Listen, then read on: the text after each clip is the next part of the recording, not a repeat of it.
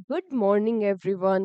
कैसे हैं आप सभी? मैं उम्मीद करती हूँ आप सभी लोग अच्छे होंगे, स्वस्थ होंगे और अपनी पढ़ाई भी अच्छे से मन लगाकर शिद्दत और ईमानदारी के साथ कर रहे हो।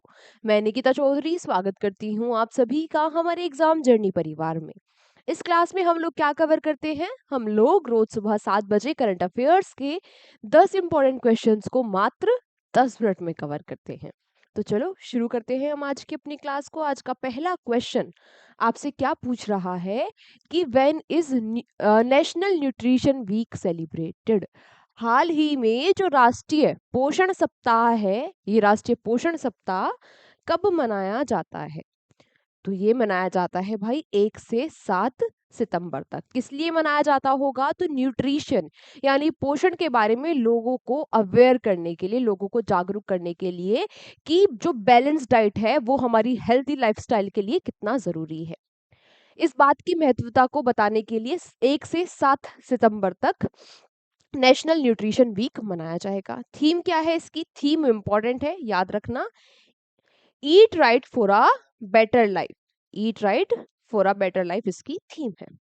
अगला, recently who has been appointed as the head of education for India and the Asia Pacific region of OpenAI? क्या पूछा कि हाल ही में ओपन एआई द्वारा भारत और एशिया प्रशांत क्षेत्र के लिए शिक्षा प्रमुख के रूप में किसको नियुक्त किया है? तो ये शिक्षा प्रमुख कौन बन गए हैं ओपन एआई के?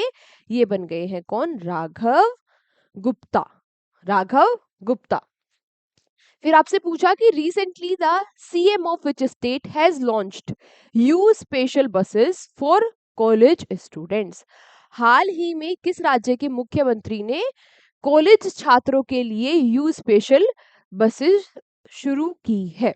तो ये यू स्पेशल बसेस को शुरू किया है दिल्ली की सीएम, नाम क्या है इनका? रेखा गुप्ता ने। ये जो बसेस है ये दिल्ली यूनिवर्सिटी के जो स्टूडेंट्स है स्पेशली उनके लिए चलाई गई है। अच्छा, ये बसेस पहले भी चलती थी लेकिन 2020 में इनको रोक दिया गया था। अब इनको दोबारा से रीस्टार्ट किया गया है। ये जो बसेस है ये स्टूडेंट फ्रेंडली है। अच्छा, सीएम तो हमें पता चल गई दिल्ली की। यहाँ पर गवर्नर या तो फिर लेफ्टिनेंट गवर्नर क्या होंगे? जी हाँ, लेफ्टिनेंट गवर्नर। तो यहाँ के लेफ्टिनेंट गवर्नर कौन है? विनय कुमार सक्सेना। क्यों लेफ्टिनेंट गवर्नर है? क्योंकि ये एक यूनियन टेरिटरी है। फिर आपसे पूछा कि recently which states assembly has passed a bill banning begging? हाल ही में किस राज्य की विधानसभा ने भिक्षावृत्ति पर प्रतिबंध लगाने वाला विधेयक पारित किया है? यानी कि अब इस राज्य में भीख मांगना क्या होगा? अवैध होगा, इलीगल होगा। ऐसा बिल कौन लेकर आया है? ऐसा बिल लेकर आए हैं मिजोरम। ना सिर्फ बैगिंग को बैन किया गया है, कि ना सिर्फ भीख मांगने को बैन किया गया है, बल्कि जो लोग हैं जो इस काम को कर रहे हैं उनको एक नया लाइफस्टाइल भी दिया जाएगा। उनको काम वाम की अपॉर्चुनिटी दी जाएगी ताकि वो भीख मांगना छोड़कर कुछ और कर सके। अच्छा, ये जो बिल है ये कौन लेकर आए? ये बिल लेकर आए मिजोरम के सोशल वेलफेयर मिनिस्टर, जिनका नाम क्या है? लालरिन पुई। ठीक है, ये बिल लेकर आए थे। नाम आया मिजोरम का। मिजोरम की कैपिटल आइजोल। वीके सिंह यहाँ के गवर्नर और लालदुहोम यहाँ के सीएम। फिर आपसे पूछा कि recently India in which country has sign an agreement for Chandrayaan 5? हाल ही में भारत और किस देश ने चंद्रयान 5 के लिए समझौता किया है? तो देखो, भारत और जापान ने समझौता कर लिया है चंद्रयान 5 के लिए। जो चंद्रयान 5 मिशन भेजा जाएगा उसमें ये दोनों देश कंट्रीब्यूशन करेंगे। देश क्या? इनकी स्पेस एजेंसीज। जैसे भारत की स्पेस एजेंसी क्या है? Indian space research organisation. और जापान की जापान एरोस्पेस एक्सप्लोरेशन एजेंसी यानी जाक्सा और इसरो मिलकर चंद्रयान 5 मिशन को लॉन्च करेंगे। इस मिशन को कहा जाएगा ल्यूनर पोलर एक्सप्लोरेशन मिशन यानी लूपेक्स मिशन। ठीक है, इस मिशन में क्या किया जाएगा?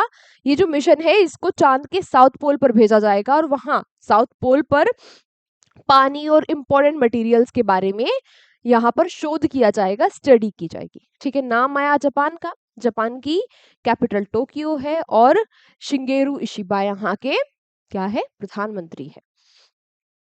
अच्छा, चंद्रयान 3 के बारे में भी यहाँ पे कुछ देख लेते हैं। जैसे चंद्रयान 3 के बारे में क्या क्या याद है आपको, फटाफट से देखो। क्या देख लेना चाहिए, हो सकता है कि क्वेश्चन पूछ लिया जाए। चंद्रयान 3 को कब लॉन्च किया गया, 2023 में लॉन्च किया गया। इसमें जो लैंडर था उसका नाम क्या था, विक्रम। याद है ये बातें, कितनी बार रटवाई थी मैंने आपको। ठीक है, यहाँ पे लैंडर का नाम विक्रम था, रोवर का नाम क्या था, प्रज्ञान। ठीक है, और जिस पॉइंट पे इसने लैंड किया था, साउथ पोल पे जाने वाला पहला मिशन था, जिस पॉइंट पे लैंड किया था उस पॉइंट को कहा गया शिव शक्ति पॉइंट, है ना। इतनी बातें आई होप आप सभी लोगों को चंद्रयान 3 के बारे में याद होगी, हो सकता है कि पूछ ली जाए। अगला आपसे क्या क्वेश्चन पूछा, अगला क्वेश्चन पूछा कि where has a flyover recently been named after the 13th century ruler Prithu. हाल ही में एक फ्लाईओवर बनाया गया, उसका नाम 13वीं शताब्दी के शासक पृथु के नाम पर रखा गया। तो ये कहाँ के ये जो फ्लाईओवर है ये कहाँ बनाया गया, इस फ्लाईओवर को बनाया गया गुवाहाटी में।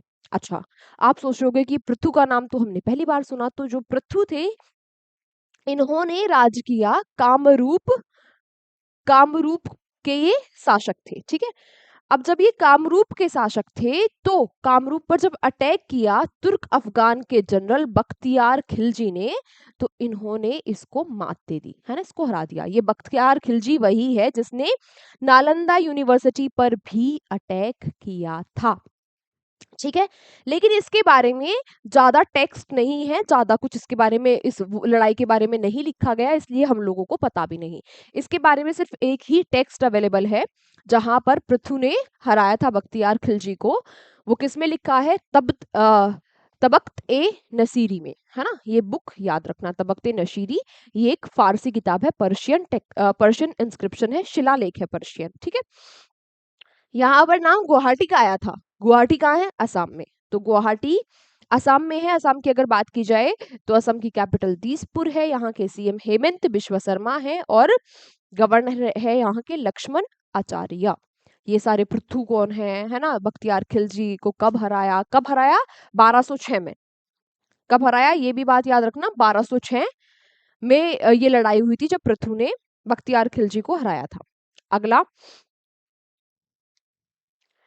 Where did Indian Army and ITBP jointly organize अचूक प्रहार एक्सरसाइज recently? हाल ही में कहां पर भारतीय सेना और ITBP ने अचूक प्रहार को आयोजित किया है, तो कहां पर किया, अरुणाचल प्रदेश में।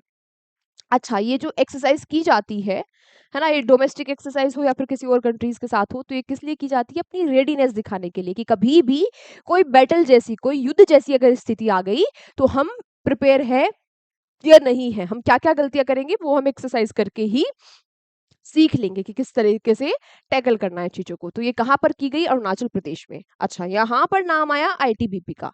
आज आप लोगों का क्वेश्चन फॉर यू क्या है, आपको मुझे आईटीबीपी के बारे में बताना है कि कब इसकी स्थापना हुई, है ना, क्या इसका मोटो है, कहाँ इसके हेडक्वार्टर्स है, कौन इसके डीजी है। ये आज आप लोगों के लिए क्वेश्चन फॉर यू। आईटीबीपी क्या, Indo Tibetan border police, ITBP. ठीक है, अरुणाचल प्रदेश की बात की जाए तो कैपिटल ईटानगर, पेमा खांडू यहाँ के सीएम और केटी पटनायक यहाँ के गवर्नर। फिर अगला प्रश्न पूछा आपसे कि विच स्टेट हैज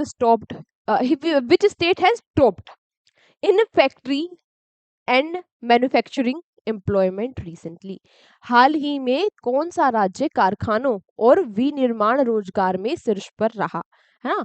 कौन सा स्टेट है जो फैक्ट्रीज में भी टॉप पर रहा और मैन्युफैक्चरिंग एम्प्लॉयमेंट में भी टॉप पर रहा, तो ये कौन सा राज्य है, ये राज्य है तमिलनाडु। अभी हाल ही में annual survey of industries ASI ने एक रिपोर्ट निकाली 2023-24 के डेटा के अकॉर्डिंग, जिसमें टॉप पर रहा तमिलनाडु। अच्छा, टॉप 5 में 2 साउथ इंडिया के स्टेट्स है, तमिलनाडु और कर्नाटका। ना सिर्फ तमिलनाडु फैक्ट्रीज के मामले में टॉप पर है, बल्कि एम्प्लॉयमेंट देने के मामले में भी टॉप पर है। तमिलनाडु की कैपिटल चेन्नई है, एम के स्टालिन यहाँ के सीएम है और आर एन रवि गवर्नर है। नेक्स्ट आपसे पूछा जा रहा है कि Who has released the state emergency sorry energy sorry who has released the state energy efficiency index SEEI 2024?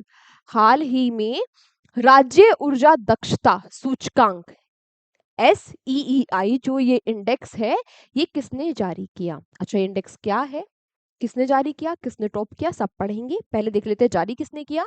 तो इसको रिलीज किया गया मिनिस्ट्री ऑफ पावर के द्वारा। ठीक है, अब ये जो इंडेक्स है ये क्या बताता है? ये बताता है कि भाई कौन सा राज्य है वो कितनी एफिशिएंटली, कितने अच्छे तरीके से जो ऊर्जा है उसका यूज कर रहा है, रिन्यूएबल एनर्जी का यूज करके जो खपत है उसको बैलेंस कर रहा है, उतना ही प्रोडक्शन भी कर रहा है, उस एनर्जी वो उतनी ही प्रोडक्टिव है। कितना एफिशिएंट, कितना अच्छे दक्ष तरीके से कौन सा राज्य है ऊर्जा को यूज कर रहा है, इसके ऊपर ये इंडेक्स निकाला जाता है। फर्स्ट टाइम ये इंडेक्स निकाला गया 2018 में। कोविड की वजह से एक बार नहीं निकाला गया था, तो इस बार इसका 6th एडिशन है। ठीक है, इस इंडेक्स में टॉप पर रहे महाराष्ट्र, आंध्र प्रदेश, असम और त्रिपुरा। ये जो इंडेक्स है ये इंडेक्स को रिलीज किया मिनिस्ट्री ऑफ पावर ने, लेकिन इसको बनाया किसके द्वारा गया? तो इसको बनाया गया ब्यूरो ऑफ एनर्जी एफिशिएंसी के द्वारा, जिसकी स्थापना 1 मार्च 2002 में हुई थी। इसका काम ही है एनर्जी के मामले में शोध करना इंडिया में, है ना, एक्सप्लोर करना। ये किसके अंडर आता है? मिनिस्ट्री ऑफ पावर के तहत ही ये आता है। हो सकता है कि आपसे इस एजेंसी के बारे में पूछ ले, है ना। चलो, आज का हमारा अंतिम question. Recently the supreme court appointed expert panel has recommended ban of which tree species? हाल ही में सर्वोच्च न्यायालय द्वारा नियुक्त विशेषज्ञ पैनल ने किस वृक्ष प्रजाति पर प्रतिबंध लगाने की सिफारिश की है?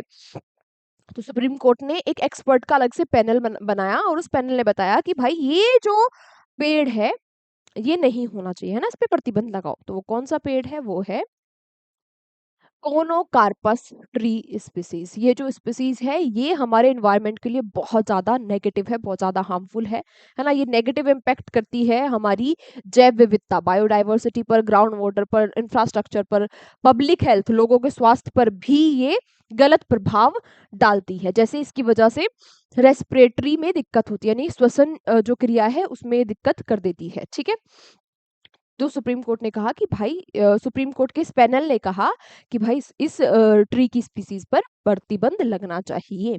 ठीक है, आज की क्लास हमारी यहीं तक थी। इसकी पीडीएफ आपको मिल जाएगी हमारे एग्जाम जर्नी के टेलीग्राम चैनल पर क्लास के तुरंत बाद। बाकी आप लोगों से मुलाकात होगी अगली क्लास में। तब तक आप लोग ऐसे ही शिद्दत और ईमानदारी के साथ पढ़ाई करते रहना। आज के नोट्स आज के आज ही बना लेना, एक बार आज के आज ही इस क्लास का रिवीजन कर लेना। ठीक है, बाकी मिलते हैं आपसे कल की क्लास में। Take care, bye bye.